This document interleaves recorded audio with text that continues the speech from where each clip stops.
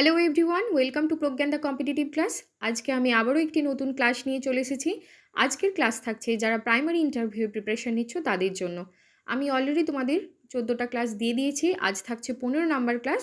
তোমরা যারা এই চ্যানেলে নতুন, যারা চ্যানেলটি এখনও সাবস্ক্রাইব করনি তারা অবশ্যই করে নিও। আর যারা 15টা ক্লাস পরপর দেখতে চাও তারা অবশ্যই প্লেলিস্টে গিয়ে প্রাইমারি ইন্টারভিউ প্রিপারেশন 2026 এই নেমে যে ফোল্ডারটি রয়েছে সেখানে কিন্তু এই পরপর 15টা ক্লাস দেখে নিতে পারো। ঠিক আছে, তাহলে চলো আজকের ক্লাস শুরু করা যাক। আজকের প্রথম প্রশ্ন হচ্ছে, প্যালিন্ড্রম কি? প্যালিন্ড্রম হলো এমন কিছু শব্দ, সংখ্যা বা বাক্য যা শুরু থেকে বা শেষ থেকে উভয় দিক থেকে পড়লেই একই থাকে, অর্থাৎ ওই শব্দটার কোনো রকম পরিবর্তন হয় না, তাকেই আমরা প্যালিন্ড্রম বলছি। এক কথায় কোনো শব্দ বা সংখ্যা যেটাকে উল্টে দিলেও কোনো পরিবর্তন হচ্ছে না। এবার উদাহরণ দেখে নাও। উদাহরণ হচ্ছে সিভিক, ম্যাডাম, র্যাডার, বাংলায় বলতে গেলে জলজ, নয়ন ইত্যাদি শব্দগুলোকে আমরা বলছি প্যালিন্ড্রম। পরবর্তী প্রশ্ন দেখো।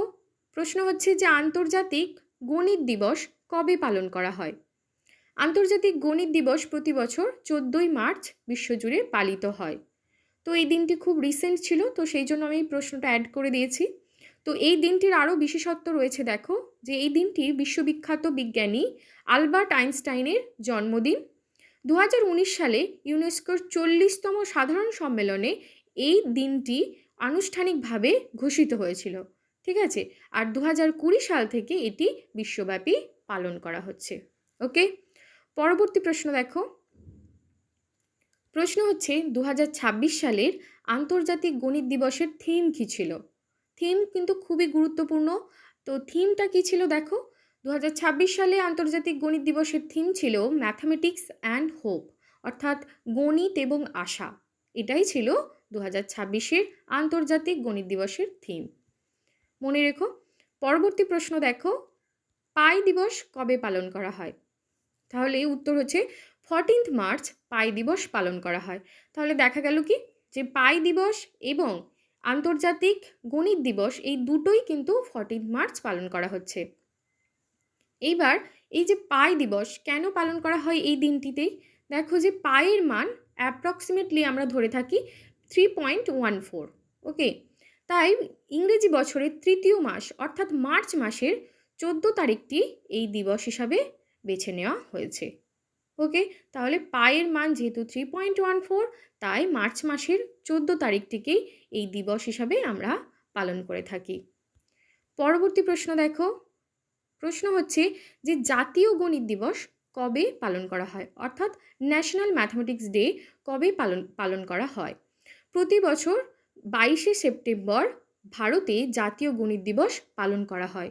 কেন এই দিনটিকেই বেছে নেওয়া হয়েছে দেখো, যে বিখ্যাত ভারতীয় গণিতবিদ শ্রীনিবাস রামানুজনের অসামান্য অবদানকে শ্রদ্ধা জানাতে এবং তার জন্মবার্ষিকী স্মরণ করতে এই দিনটি এই জাতীয় গণিত দিবস হিসাবেই পালন করা হয়। ওকে, তাহলে 2012 সালে তৎকালীন প্রধানমন্ত্রী ডক্টর মনমোহন সিং এই দিনটিকে জাতীয় গণিত দিবস হিসাবে ঘোষণা করেছিলেন। পরবর্তী প্রশ্ন দেখো। প্রশ্ন হচ্ছে যে ভারতের কোন রাজ্যে টোটো নামক আদিম উপজাতি সম্প্রদায় দেখা যায়? খুব গুরুত্বপূর্ণ প্রশ্ন।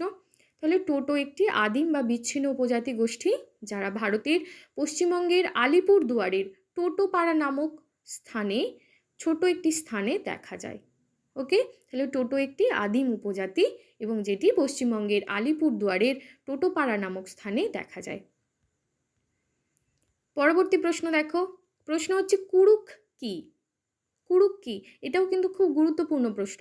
কুড়ুক হচ্ছে একটি বিপন্ন দ্রাবিড় ভাষাগোষ্ঠীর ভাষা।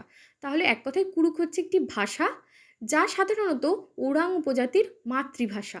2018 সালে পশ্চিমবঙ্গের অন্যতম সরকারি ভাষা হিসাবে মর্যাদা পেয়েছে এই কুড়ুক ভাষা।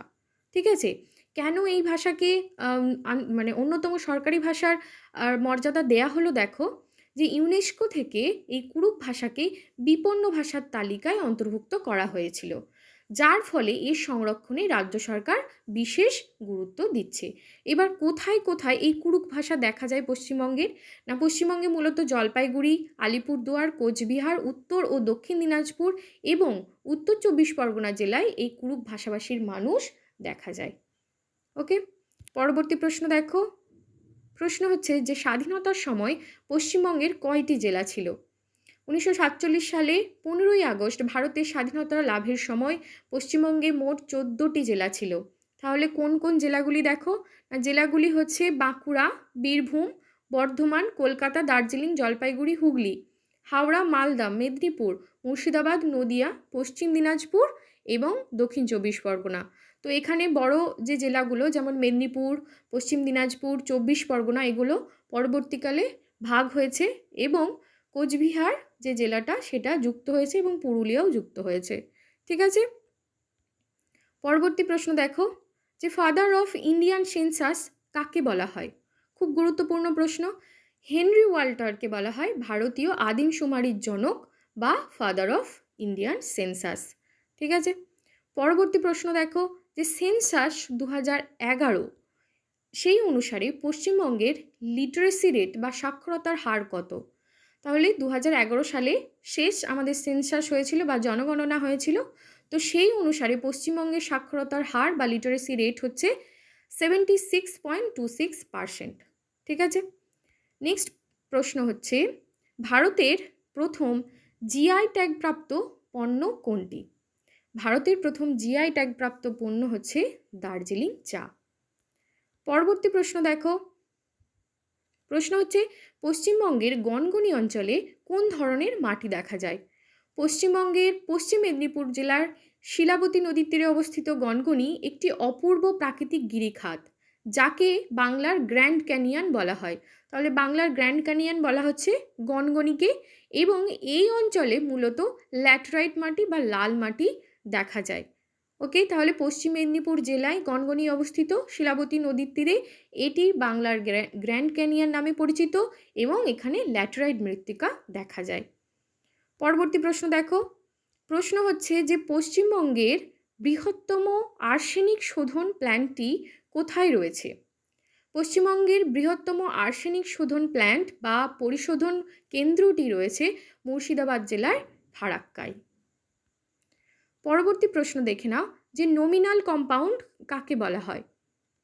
নমিনাল কম্পাউন্ড হলো একটি ব্যাকরণগত কাঠামো যেখানে দুই বা ততোধিক শব্দ, সাধারণত নাউন, ঠিক আছে, দুই বা ততোধিক নাউন একত্রে যুক্ত হয়ে একটি নাউন ফ্রেজ বা নতুন একটি নাউন গঠন করে, যার একটি একক ধারণা বা নতুন অর্থ থাকে।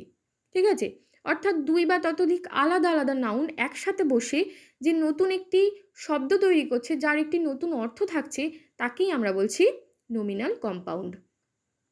যেমন দেখো উদাহরণ হিসাবে যে football, raincoat, tea garden, classroom.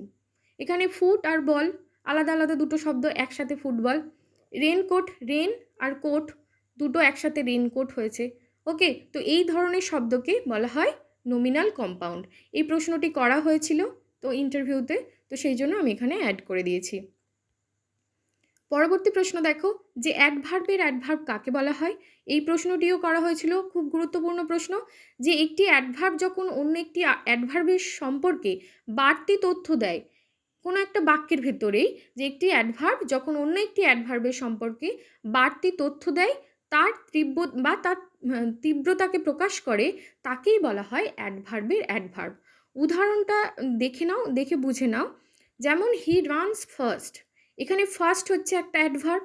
Okay, are very হচ্ছে ফার্স্ট যে অ্যাডভার্বটা তার আগে বসে তার কাজে তীব্রতা বুঝিয়ে দিচ্ছে, অর্থাৎ কতটা দ্রুত সে দৌড়াচ্ছে, ভেরি ফার্স্ট। তাহলে এই ভেরি হলো অ্যাডভার্বের অ্যাডভার্ব। ওকে, এই ছোট ছোট যে গুরুত্বপূর্ণ প্রশ্নগুলো আমি এখানে অ্যাড করে দিলাম। তো অবশ্যই তোমরা জানাবে যে ক্লাস কেমন লাগলো, আর যদি ভালো লাগে অবশ্যই তোমরা একটু একটা করে লাইক দিয়ে দিও। ঠিক আছে, আর জানাবে যে তোমাদের আর কি ধরনের ক্লাস প্রয়োজন, অবশ্যই কিন্তু আমি সেগুলো দেওয়ার চেষ্টা করব। ওকে, থ্যাংক ইউ।